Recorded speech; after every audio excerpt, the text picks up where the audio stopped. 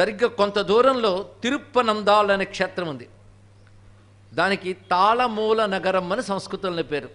ఇది కలశీపురం అనే ప్రాంతానికి పశ్చిమం వైపు వస్తుంది. ఇక్కడ ఆ తాళమూల నగరంలో పరమేశ్వరుడు ఉన్నాడు.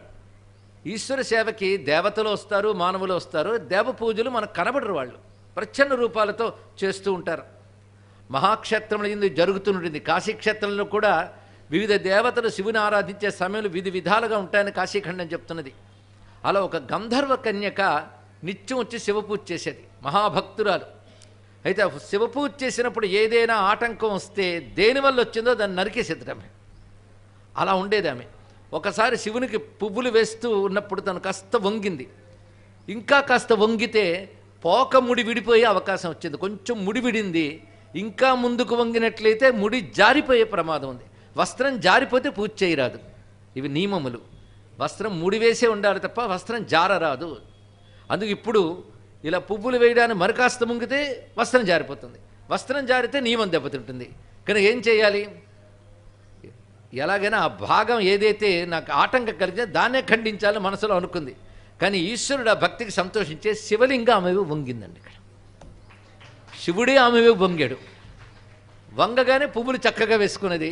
తర్వాత పూజ చేసుకుని వెళ్ళిపోయింది. కానీ వంగిన శివలింగం అలాగే ఉండిపోయింది. తర్వాత అక్కడ కైంకర్యం చేయడానికి వచ్చినటువంటి అర్చకులు చూసి, ఇదేమిటి, ఇది స్వయంభూ అనేటువంటి శివలింగం, ఇది వంగిపోతే ఎవరు తిన్నని చేయగలరు దీన్ని? కనుక వాళ్ళందరూ ఎందుకు వంగిందో తెలియక ఎవరి ఆలోచనలో వాళ్ళు ఉన్నారు. అది క్రమంగా ఊరు రాజు దగ్గరకు కూడా వెళ్ళింది. ఆయన మహాశివభక్తుడు ఆ రాజు కూడా.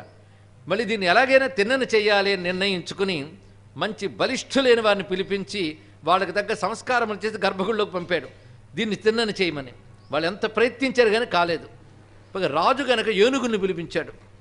ఆ ఏనుగులకి తాళ్ళు కట్టి శివలింగానికి తాడు కట్టి తిన్నని చేయడానికి చాలా ప్రయత్నం చేశాడు, అయినా అవలేదు.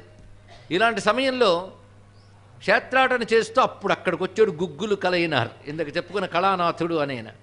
ఆయన చూస్తుంటే, స్వామి మీ భక్తి గురించి చాలా విన్నాం, మీరేదైనా ప్రయత్నం చేస్తారా అని అంటే, మీరు ఏనుగులు కట్టారు వాటికి కట్టారు కదా, నా ప్రయత్నం నేను చేస్తానని ఒక తాడు తెచ్చి లింగానికి కట్టి ఇంకో తాడు దాని మెడకు కట్టుకున్నాడంట. ఇక్కడ కట్టుకుని దీన్ని లాగే ప్రయత్నం చేస్తాను.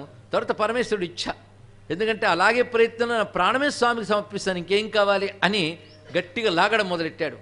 ఇక్కడ నెమ్మదిగా కోసుకుంటూ నెత్తురు రావడం మొదలెట్టింది. అయినప్పటికీ గట్టిగా లాగ్గానే ఈశ్వరుడు సంతోషించి తిన్ననైపోయాడు. ఆయనకి మళ్ళీ కంఠం సామాన్యమైంది. అంటే తన భక్తుడి యొక్క గొప్పతనాన్ని, భక్తి యొక్క గొప్పతనాన్ని చాటిస్తూ స్వామి అనుగ్రహించి అతడికి సంపూర్ణంగా నాయనారుగా ఆయనకి ఉన్నత స్థానాన్ని కల్పించాడు. అతడి గుగ్గులు కలియనార్, అతనికి కళానాథుడు.